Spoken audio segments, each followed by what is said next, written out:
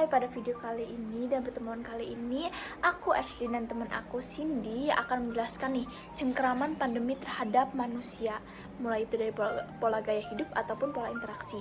Nah, kalian penasaran guys, sebenarnya kok bisa sih virus pandemi ini tuh COVID-19 itu bisa melanda Indonesia dan dari mana asalnya? Nah, kita akan bahas nih pertama-tama.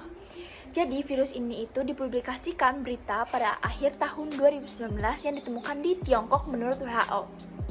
Nah, kalian penasaran kan pasti, kok bisa sih dari Tiongkok bisa ke Indonesia? Nah, karena ada dua wanita ibu dan anak yang sempat berkontak langsung dengan orang Jepang yang positif COVID. Akhirnya, mereka pun dikarantina. Nah, namun virus dari mereka ini mungkin juga udah terlambat, udah keburu menyebar. Akhirnya, kasus di Indonesia itu meningkat. Dan karena kasus ini meningkat, Kemenkes dan pemerintah memutuskan untuk melakukan himbauan lebih baik di rumah. Nah, karena sudah melakukan himbauan ini dan kita sudah mencoba hal ini, tapi menurut data itu malah bertambah. Akhirnya pemerintah melakukan PPKM darurat yang berlangsung selama 3 minggu, yaitu pada tanggal 3 Juli 2021 hingga 20 Juli 2021. Nah, pasti dong karena pandemi ini banyak banget yang berubah. Contoh yang paling signifikan yaitu udah terlalu lama ya kita pandemi, akhirnya kita menatap layar online dan online terus. Jadi saat kita bertemu teman nih, ini menurut pengalaman aku dan teman-teman aku yang sudah aku teliti.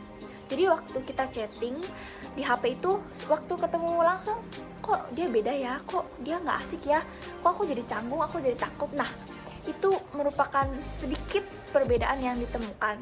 Karena waktu kalau misalnya kita offline, kita merasa, oh aku emang udah kenal sama ini orang, jadi ya santai. Nah, dapat ditarik kesimpulan bahwa kita dapat menjelaskan perbedaan pola gaya hidup dan interaksi manusia sebelum pandemi dan saat pandemi. Nah, perubahan ini dan perbedaan ini akan dibahas oleh temanku Cindy.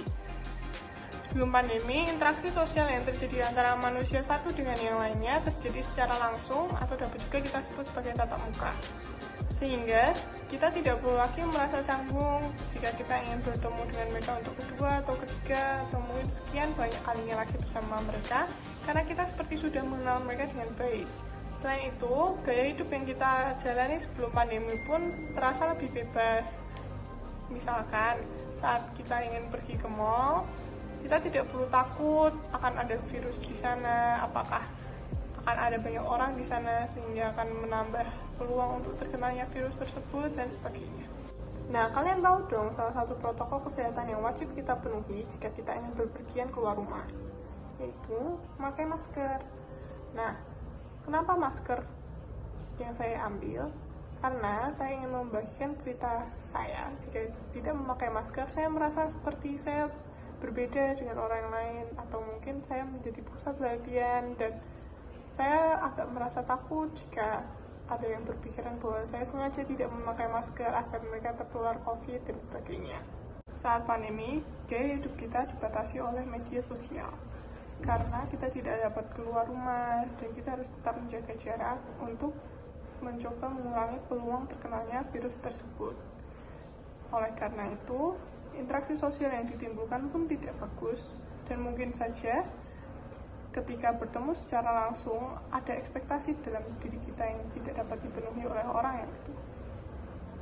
Jadi, kesimpulan yang dapat ditarik dari sini adalah virus ini sudah menjadi penyebab dari pandemi yang sudah berjalan cukup lama ini dan menjadi salah satu faktor terbesar yang menyebabkan berubahnya pola interaksi antar manusia dan gaya hidup manusia. Sekian dari kami, terima kasih.